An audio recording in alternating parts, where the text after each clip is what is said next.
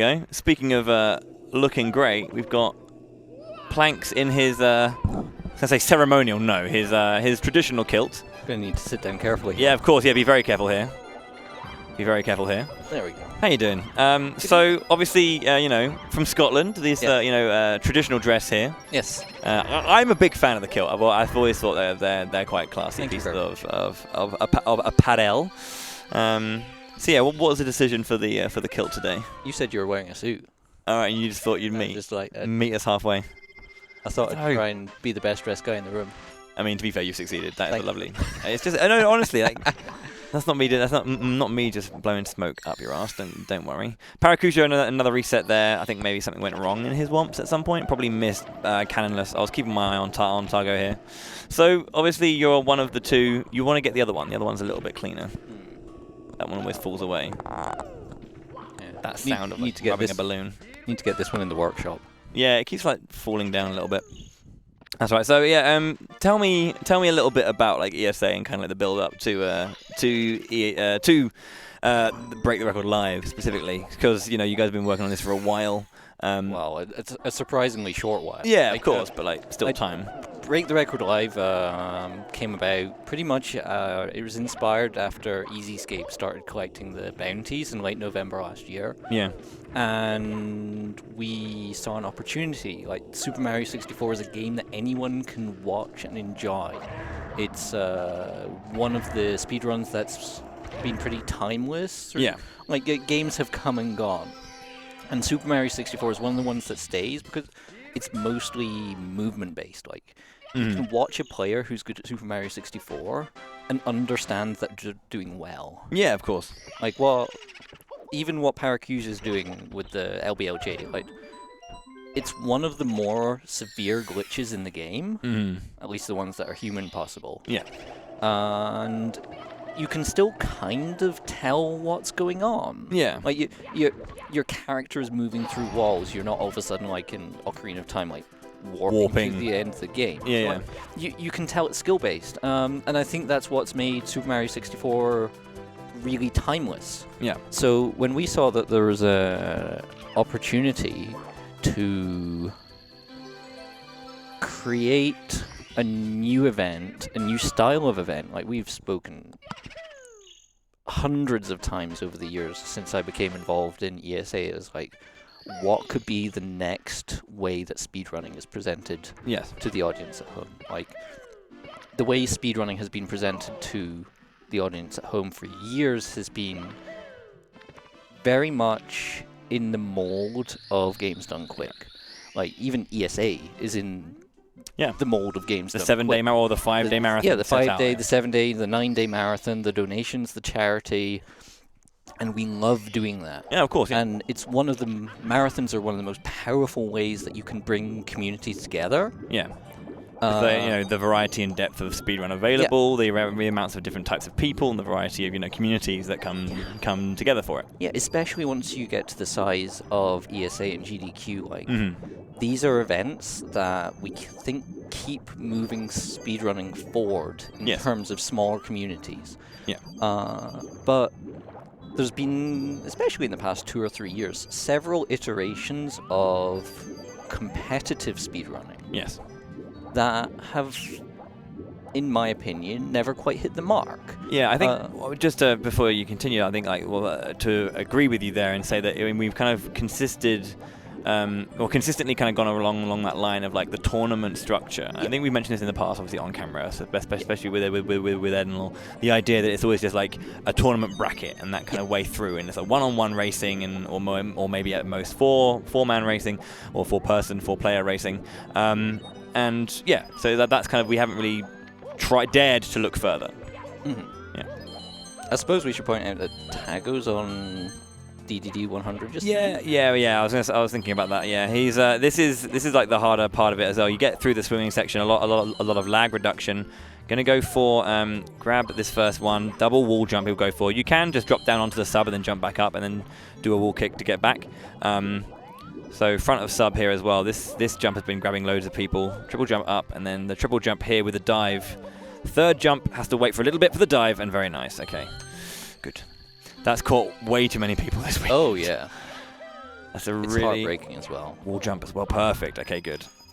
Yeah, this is like one of the hardest stars in the in the run. So there's only 104 coins on the stage, I believe. Something like that. Yeah. So you miss any of them, it's over. Nice. So going back to tournaments. Yes. If I may create a straw man, I'm going to answer the question of rather... A straw man is always fun. Yeah, instead of answering your question about ESA, like what's been going on in tournaments in speedrunning in general. And there's been a few flaws in them that this event is built upon. Yes. The multi-month tournament, for example, is an incredibly huge commitment for people if they want to. I'm really not a fan. Because like when you think about like other competitive things, it's either like a week, couple of weeks. I mean, like it's different if it's like a massive kind of game which requires like massively long maps and rounds and brackets and all that kind of stuff. Like when a match takes a day. Yeah. Different. But it's one of those things where I kind of feel like you could probably, if people were to commit to a weekend. Yeah.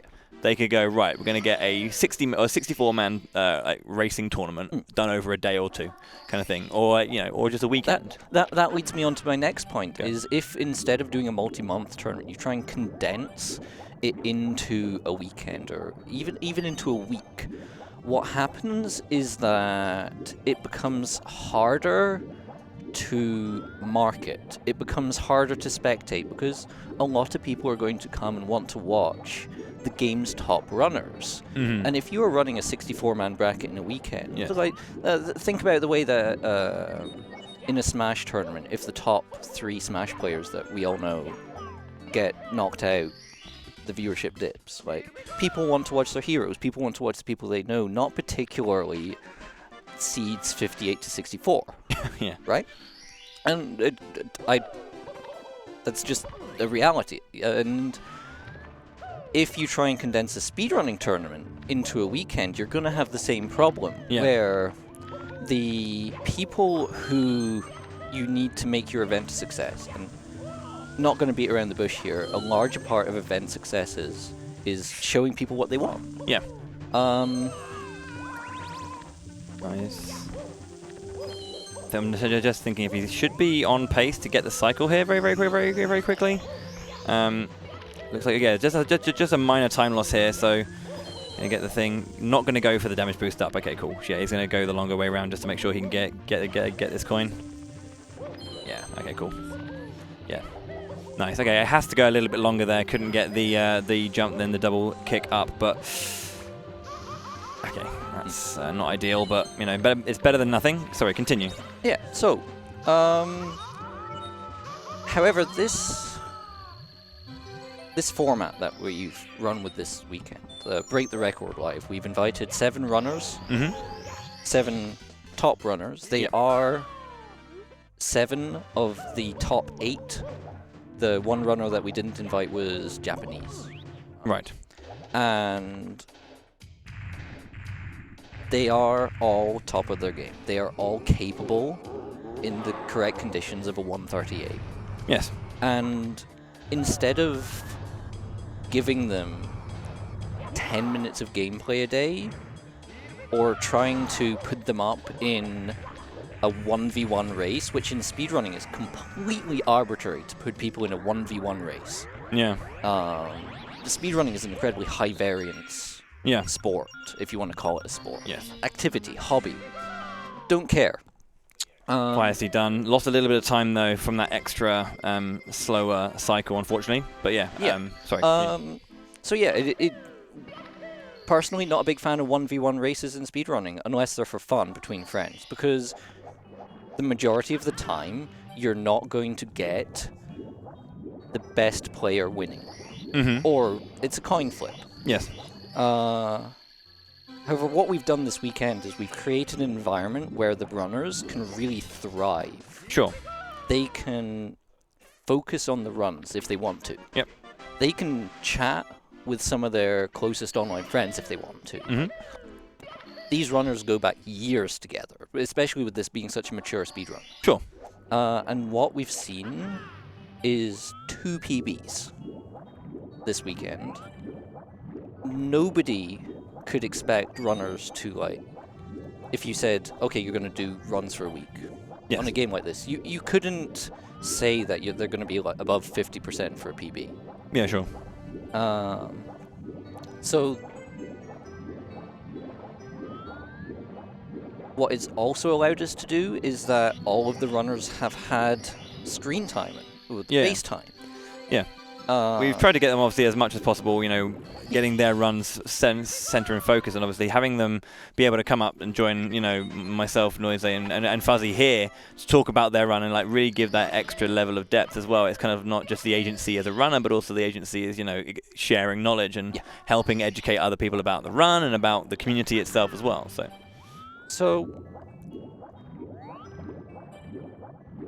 one of the big questions would be, would this event translate, for example, from a closed setting where we are just now into a live studio audience, for example? That's the question, yeah. It's something that we'll have to spend a lot of time navel-gazing about in the next little while. But my gut reaction is that I'm not sure it would work.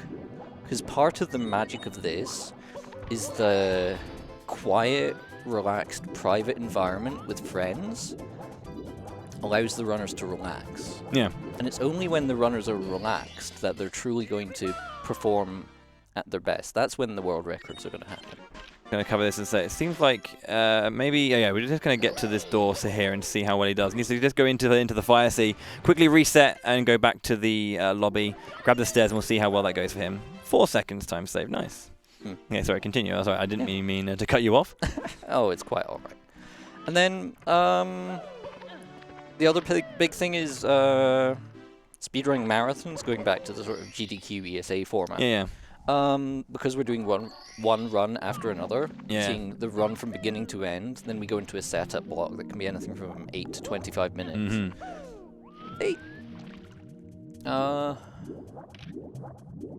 There's a lot of slow time. There's a lot of downtime. Yeah. Whereas what we've been able to do this weekend is, because there's been, at most times, more than one runner running. Yes. There's usually been a runner deep in a run, and that's what... There's always something. Yeah, people really want to see... people watch speedruns at home along the lines of... I'm going to open 4 streams and see who does well. Yeah. And you see it if a top game runner is on, like, PB pace. Yeah, sure. All of a sudden their view count doubles or trebles depending on how big the normal viewership is. So that's essentially what we've recreated here. We've recreated a multi-view where we can show the audience at home the exciting part. the fun part. Yeah. I think as well as that. I would say though that there's so much that's exciting about all the other parts of the run as well. Like, we're watching runners sit there, focus on their practice and, try and do resets or do no resets. This is really unfortunate for Tago. He had a really, really great uptime, but he's just missing this triple jump kick here. There we go. Just gets it. 3rd try there. It's a bit of an unfortunate finish for him here. We'll go for the wall jumps. Hopefully he gets that angle. Wall jumps and the camera.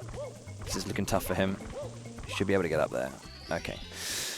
You can see what it means. This is the thing, like the endurance of this game is a long, long run, and being able to get upstairs and have a run. It was like a low 104, which is a particularly good run. Obviously, like mid 103 is kind of like the really, really, really fast times. So yeah, there's a lot of pressure to kind of keep that going, and so many runners have had this kind of like end game be less than ideal. Gets it that time. Okay, cool. You get it once, you'll get it. You'll get it again. Okay, so a little bit of a slowdown there, but he's managing to get past that that little block there. So sorry. Here's another talking point. This is something that I was just chatting with Cheese about when he came in 10 minutes ago. Sure. This is an event you can talk about. One of the most popular things that people do with conventional sports is not actually looking at the sports themselves. It's looking at statistics, it's looking at numbers, it's analyzing. Yeah. It's saying, oh, well, the team, if they could have done that strategy, they'd have done better or worse, or so on and so forth. Yeah. And this is, like, not something that happens in conventional marathons. Conventional marathons are for charity, first and foremost. They're for entertainment. They're to show off runs. Mm-hmm. Here we only have one run, and... Yeah, that jump came out a little bit early, it seemed. Well, not that it came out early, just didn't have that distance, but goes for the backup of the triple jump. Yeah, the wall jumps up. Not massive time loss, but still time loss nonetheless. And yeah, he needs to just reset himself here a little bit. Not the best wet dry world for him so far. So yeah, and marathon focus is explicitly not about personal best. Because if you even think about putting a personal best on a marathon streak, yeah. all you do is set the runner up for failure, even if they have the most phenomenal no reset run of their life. Yeah, of course, yeah. Whereas here, we can talk about performance. Yes. And that is one of everyone's most favorite things with any sort of competition is the meta, the analysis. Yeah. Like how far you can take these games. And we're used to seeing that, just like in the moment in the streams themselves, and when we're watching our runners, and I think that's kind of being able to kind of like see how multiple people at the same time can seeing how they're approaching all these situations, but then also have them kind of like not just obviously we try to have more than one runner with us when we can, so we can hear their discussions about it. Because one thing you guys don't hear and see is actually like some of the runners, like when we had D whatever was here and Punkay and Liam and Simply, as they're talking to each other whilst they're doing these runs, which may not be them in like maximum focus mode, but it's still part of how they approach doing these resets, doing these grinds, because performing whilst communicating is actually a thing that we do quite often as streamers and as runners. The mood has changed today. I feel like there's not been a hell of a lot of chatting between the runners in the first 2 days compared to today, when they've really relaxed. I think it's kind of nice. Yeah, like especially Simply, Punkay and Liam have been bantering pretty much all day, which is what I expected to see from day one. But I think what's happened is Cheese locking up such a good time has really taken the pressure off the other guys to like perform the best. Yeah. I think he threw down the gauntlet basically. Yeah. It's like everyone was chasing it. He got it, and it's kind of like, well, it's now on you to do what you need to do.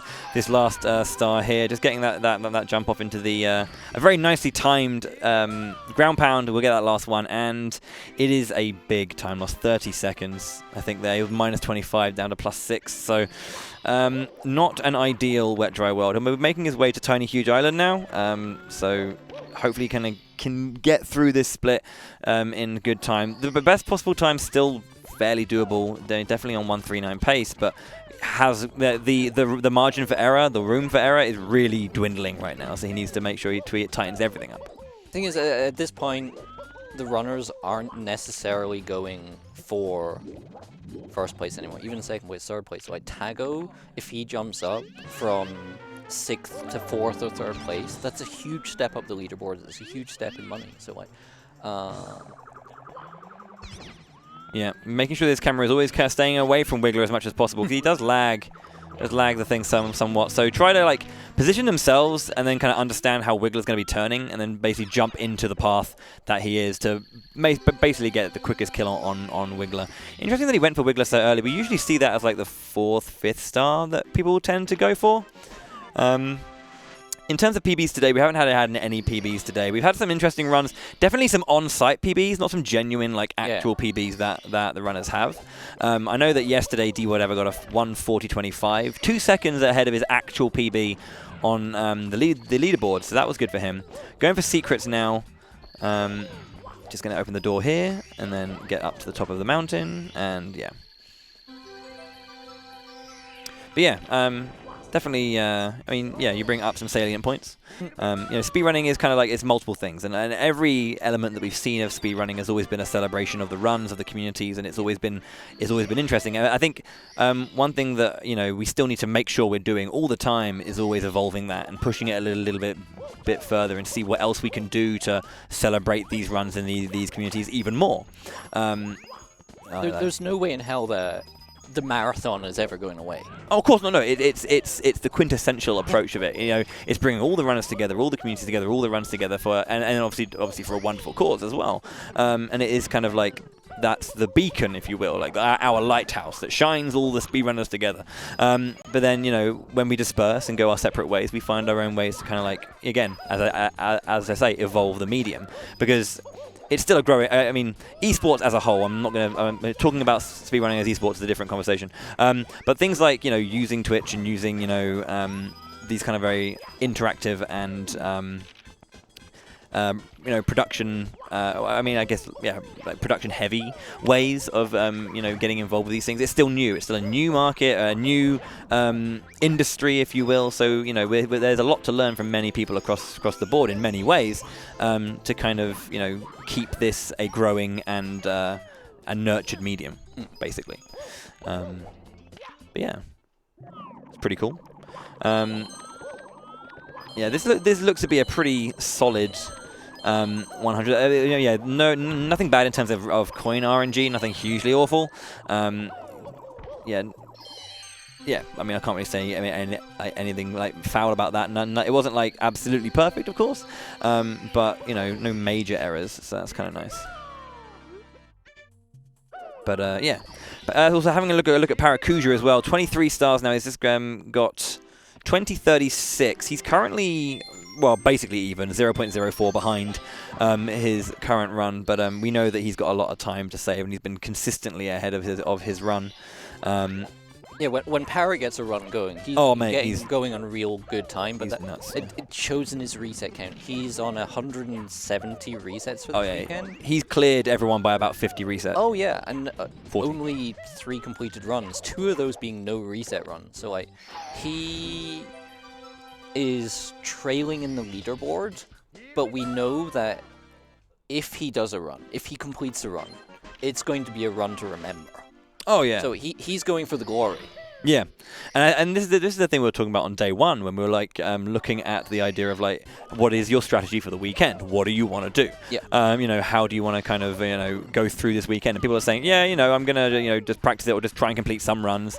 But you know, we mentioned from day one how Paracuja was always, you know, he was the high risk, high reward runner. He likes to, you know, very kind of like glass cannony, that he'll just throw out his best, and if it goes awry, it goes awry, reset.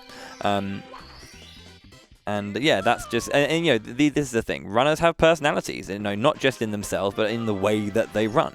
Some of us love to be the reset monsters. Some of us love to be the no reset monsters. I've definitely very recently myself become a bit more of a no reset kind of guy, because that's just kind of how I'm going right now. But you know, we all have different paths through it all. On that topic, I think streaming really changes the dynamic of speedrunning. Yep. I think that streaming creates a real and a perceived pressure to do full game runs, because you want to entertain, you want to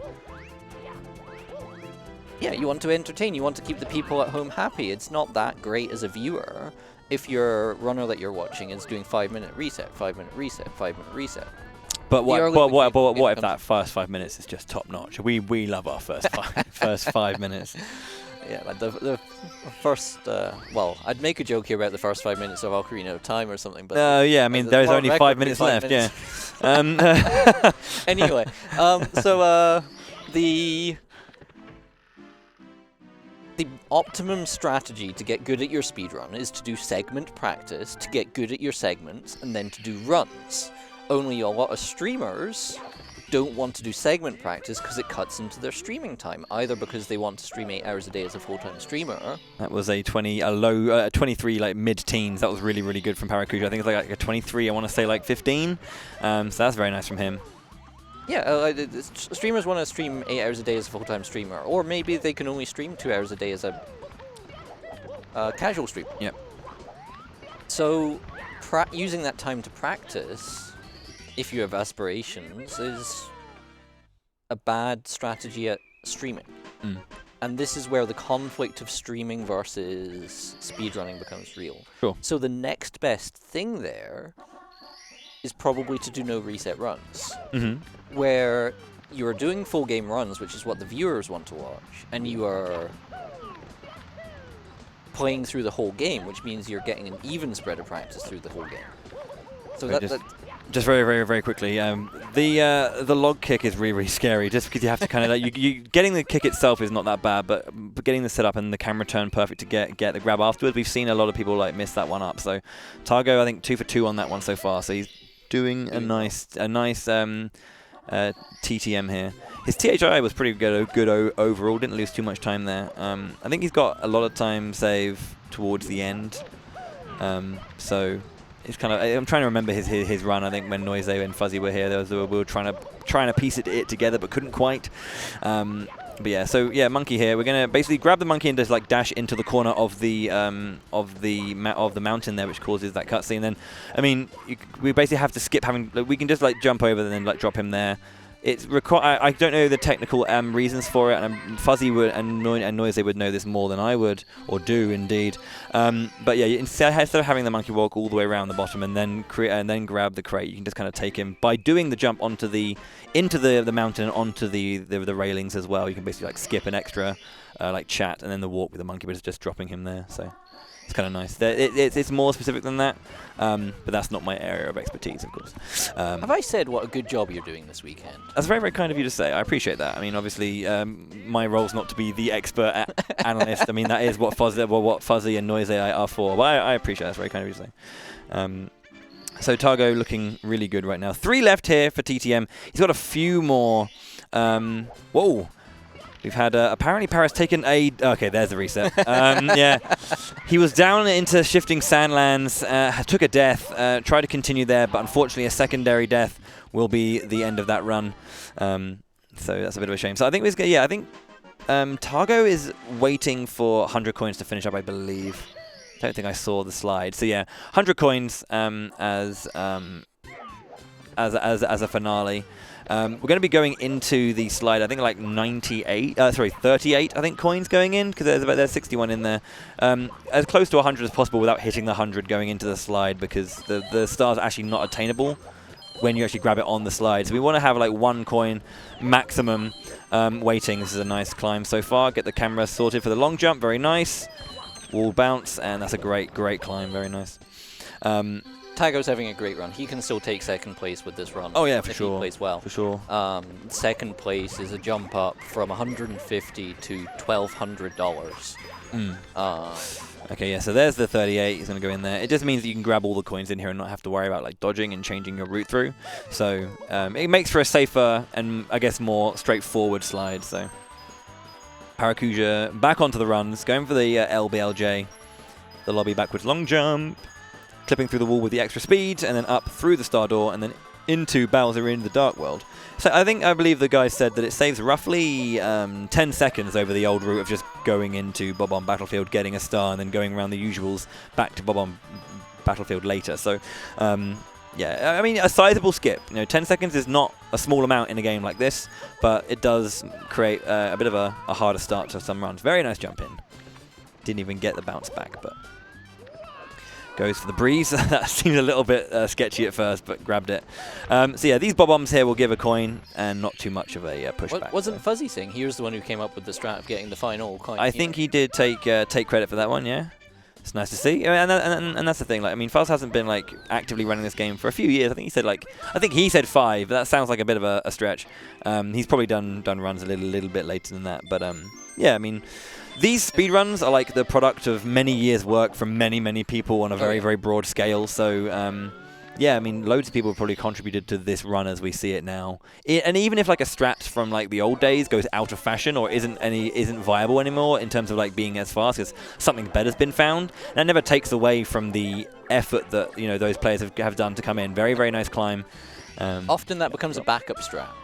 If a strat's usually superseded, it can become a backup strat, or even if it's not a backup strat, it can be a good talking point. Like one thing that Fuzzy's worked on a lot over the years is Ocarina of Time 100%. Yeah. And he's learned so many different routes for 100% that he's got really deep game knowledge. Yeah. I think, backup strategies are a very important thing, and even if it doesn't even become that, I think one thing that's like really difficult to document, and I think that the speedrunning and some other communities as well have, that's kind of like a bit of an issue, is documenting and like history, like archiving our roots and our kind of like history with the runs. Obviously, with the advent of something like Discord, obviously I love Discord. It's like a really everyone uses it pretty much to kind of communicate with their friends and their peers and their communities and all that kind of stuff. But the thing is, it's kind of like it's very easy to lose stuff unless you document it. And I'd like to shout out in this regard Splits.io. It's run by Guy Seals. He's a former Twitch guy. He was always into speedrunning, and he's trying to push that as his job, as his career right now, and heavily develop on it. And if the community really embraces Splits.io, that will be one of the most valuable archives of speedrunning information in the world over a few years. Like the past will be the past, and maybe not that well recorded, but it encourages you after you complete a run to upload your PB. It gives you graphs, it gives you history, and it will give you personal graphs, and it will give you also game graphs. Yeah. Just really, this is the 100 coins here. You have to wait for these money bags. Looks like, ooh, okay, that's a bit wide. Those particular money bags have a very, very wide spread. That's looking pretty nice, actually. Going to grab that coin there. Has 15. So that's pretty nice. If you go in with 14, it's a little bit risky. So he's looking on pace there. But yeah, I mean, like, archiving is like a hard thing, and I think it's being able to kind of like keep. When strats are kind of like superseded, as you say, being able to hold on to those things and make it part of the history of a run, even if it's not kind of relevant anymore in terms of the most optimal thing, it was still part of the journey to get there. And I know that's kind of really, excuse my wording, a bit wanky to say. It's kind of, it is true. It's part of like the history of the run, and it's never suddenly not relevant. It's kind of how we got here, and as I say, a bit wanky, but it's always nice to see how it, where it goes in a few years, because like, as I said, nothing's a solved speedrun. Yeah. Really, I mean, if you think about it, even TASes will sometimes, change when, new strats are found. You need 88 coins to go forward, 87. That was really, really wide. Not like, I guess it could be worse, but that was pretty tough to take. I mean, here's another case study of something that will never be solved, is how barrier skip in Wind Waker was speedrunning's greatest puzzle for so long. Yeah. And then we've had like 2 different methods to do it in the last year, like, or the last 6 months. First of all, it was discovered in HD with the thingy, the free camera thing. And then it was discovered in SD with some absolutely insane actor unloading stuff. Yeah. And then all along it was possible in both games by dropping a bomb at the right angle. Yeah. I mean, we're gonna get our final star here as well. I mean, it's always a funny thing. Like, let's just see this split though, because that seemed pretty good. 23 seconds time save. Very, very nice. Time to go for Cloud now, and we've seen this claim some runs. So I think it's actually claimed one of Targo's runs as well. So he's going to be very respectful for this one. Take it not slow, but just make sure he's focused here. But yeah, I mean, it's kind of funny you mentioned that as well. Not everyone knows Illusion of Gaia or Illusion of Time, but very recently we found like a 10-second time save in the final in the final dungeon, because normally you have to kind of use 2 characters, like 3 rooms. There's like 6 rooms you need to clear, 3 with each type of character, but we only need to use 2 for one of the characters, and it causes resetting the dungeon a little bit longer. Someone just basically jumped down and saw that you could crack a floor and then go down a floor without you using the character that we used. Yep. And it's like, we don't have to change character anymore. We can just and that was my first game. I started back in 2013, and the game had been around for years before that. And 9 years into a speedrun, we find out that we can just jump on the floor and crack it. Even amongst normal speedruns, Super Mario 64 for a long time was a really hard game to practice. All you had was Game Shark codes that could reset the level and turn on a timer. Yeah. Now we've got practice ROMs, you've got save states on console. Yeah. Because this game runs a lot differently on emulator. Yeah, I think he does that. Doesn't want to worry too much. Needs to get the triple jump onto the box to get this. So he needs to be okay. That's really. There we go. Okay, got the triple jump off the box, and he'll go and get that last star. Took him a little bit of time to get that You can see the time ticking up now, so that's going to be a bit of time loss for him. But at least we didn't fall out of the sky and land outside the entire castle. That's second place is probably pretty hard now. Beating Simp for third, certainly still on the cards. Yeah, I mean, there's 10 seconds of leeway here. The rest of it has to be perfect. So, funny, tough. So yeah, Break the Record Live is a 3-day live marathon. We have 7 of the best runners at Super Mario 64 competing in 120 star. The original goal was to beat the record, being the fastest verified time. That was the 1:39.05 by Puncation. It has been beaten. Cheese yesterday, getting a 1:38.54. So all of the times below, just below us down here, are the times that the on-site PBs and the placings that all of our players are in. You'll also see the prize money they're currently going to be getting should we hit 10 o'clock and the places and the times remain the same. The biggest story, I think, quite interestingly about this entire event is that the very, very first run that Cheese did was a 1:40.11 in a no reset setting, which is jokes for an absolute joke. He's the only one to have got a 1:39, let alone a 1:38. So we're still hunting for that next 1:38. Has to go, it goes to the backup. Okay, having to wait here, that's a bit of a shame, just because he just missed that jump slightly. So I think Tech's getting a bit hungry. Yeah, of course. Yeah, you go and look after them. I'll BS my way through this a little bit further, and we'll see how we can do. Hopefully, another runner or Noisy will be back soon. Yeah, of course. I mean, obviously, you guys want to get that, that more intricate detail about the run, and we'll obviously we'll do our best to get that to you and kind of hear a bit more from the runners, because those are the guys with the insight. Those are the guys with the knowledge. Thank you very much for talking with me. Thank you very much. Cheers, matey. Take care of yourself.